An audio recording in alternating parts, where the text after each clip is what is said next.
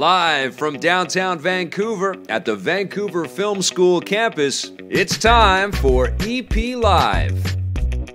Hey, welcome to EP Ed. My name is Victor Lucas, and we bring you the latest in everything cool. And yes, we are live twice. We're live on the internet. Hello, everybody on the internet. And we are live here at the VFS Cafe, downtown Vancouver at 390 West Hastings. And we're going to be talking about all kinds of fun things for the next hour. So if you want to come and join us live, you can do that. Hello, people that have come today. Thank you so much for coming down. This is very cool. We are just getting started with us in a live environment and in a live space like this. And VFS has been an incredible ally and very accommodating to us moving in and setting up shop here. And we couldn't be more excited. But we've got lots to get to on this episode today. Let's get started with our rundown.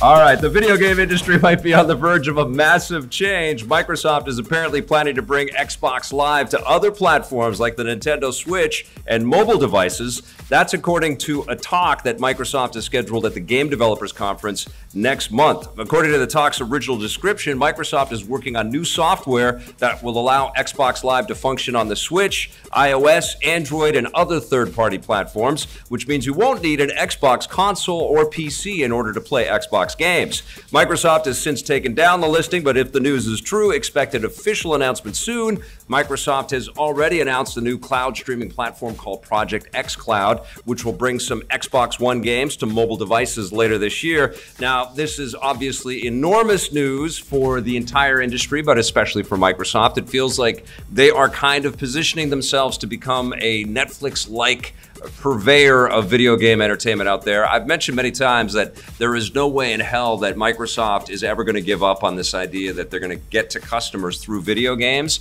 They've built a very healthy business through Xbox, and yes, they might share the lead with PlayStation every once in a while, and Nintendo is sort of carving back space in its own ways. But Xbox has been incredibly successful, and this idea of saying, well, you don't need our Xbox machine in order to play our Xbox content makes them incredibly interesting for people out there. And I think this is the year that we're going to start to see the real flags in the ground from Microsoft. And if they do it and pull it off, then I think we're going to start to see similar kinds of moves from the competitors out there. And of course, the competitors now include companies like Google and Amazon, and it sounds like Apple wants to get into this space as well. And you know, Facebook is already sort of dabbling in this area too. It's very interesting, but this is why making Electric Playground has been enormously entertaining for me for 25 years. This business never sits still. It's always changing, and it's always exciting to talk about. Now, speaking of things that weren't that exciting to talk about, the Super Bowl might have been a bit of a disappointment, but that doesn't mean the commercials were any less heroic. Disney and Marvel debuted new TV spots of not one, but two upcoming superhero adventures, Captain Marvel and the Avengers Endgame film. Both of them are looking pretty badass, and they are already two of the most discussed trailers on social media. Captain Marvel lands in theaters next month. I can't believe it's coming up so quickly, with Avengers Endgame arriving in April. So they're basically going to own spring, and then all the Disney animated stuff and the live action versions of animated. Disney's got the year covered. They had the Toy Story 4 trailer. Of course, Aladdin is on the way. Frozen is going to be finishing up the year for Disney. So basically, they are every Brink truck that you see on the road out there is going to be filled with money going back to the Walt Disney Company, I think, in the world right now. They're making all the dough. But Avengers looks ridiculous. It just looks incredible. I'm so amped and so hyped. I want to see what the resolution is.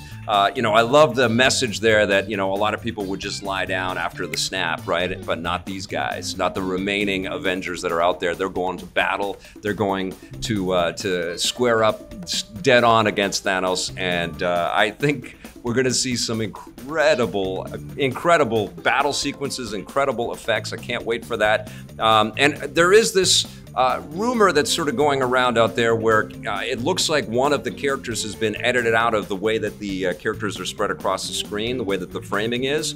And one of the theories is that's Captain Marvel in the sort of modern day version of her costume, because we're seeing the 80s version of Captain Marvel. Is it the 80s or 90s?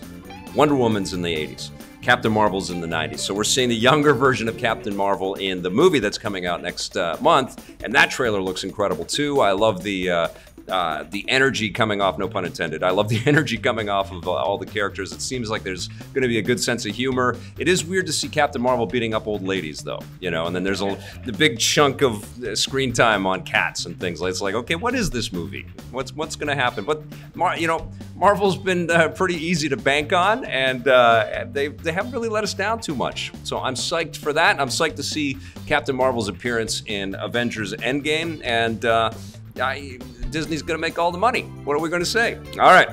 Now, speaking of surprises, Titanfall developer Respawn Entertainment is jumping on the Battle Royale bandwagon. After several premature leaks over the weekend, the studio has officially unveiled Apex Legends, which sounds like a racing game.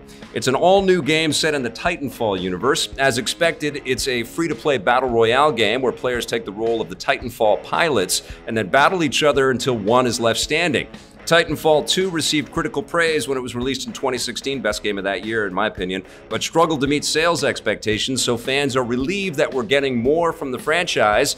Apex Legends is available now on the PC, PS4, and Xbox One, and we'll be playing it later today in Let's Play in Chat, and I dabbled a little bit before we started rolling here, and it was pretty fun. It's a pretty cool game. It's definitely a Battle Royale game. It's definitely like landing on an island and trying to find somebody to shoot at, and busting into doors and say, "Oh, I got all the loot, I got all the loot," until somebody gets you and then you're out. But it looks slick. It's got the mobility and the speed and the sci-fi presentation that we know and love from Titanfall. The question is how will it evolve, and are we going to get the Titans drop in? Are they going to be NPC? Are they going to be sort of the environment attacking us as pilots? But you know what? Respawn is one of the best developers in the world at making shooters out there. I have major faith in these guys. I can't wait to see what they do with the Star Wars game. And I am now a little bit freaked out that we're not going to get a full Titanfall 3, you know, because if they're putting all their chips on this, I want more of their incredible campaign and their single-player, you know, prowess to show up in another Titanfall sequel. But still, I'll be happily playing along with this game. I don't know how many more Battle Royale games we can have in the marketplace, though.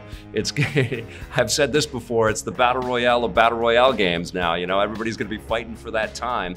And as you'll see when we play it in Let's Play and Chat, it takes a little while before something happens. You know, it's one of those games where you have to have a little patience, and then you give to it, and then you get something back the more that you can kind of let it ride and get into the groove of it. But mechanics seem solid. I can't wait to play it with you guys.